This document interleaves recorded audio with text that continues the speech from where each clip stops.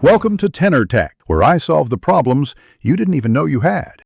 You're signed in and ready. Now act. Open Google Maps and search the shop name, then tap the business profile. If you own the listing, you'll use Google Business Profile next, but if you don't own it, choose Suggest an Edit or Report a Problem right away. Pick the option that states place is permanently closed or does not exist, and explain briefly why. Once done, submit the request and note the confirmation. This starts Google's review process and gives you a tracking point. If you manage the business, go directly to Google Business Profile, open Manage Locations, select the shop, and choose Remove Listing or Mark as permanently closed. This is the cleanest solution because ownership verifies the change. If you're not the owner, continue in Maps with Suggest an Edit and provide specific reasons and any evidence.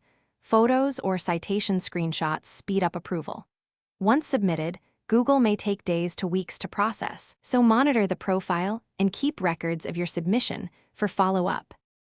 Complete the process by watching the listing and refreshing Maps periodically.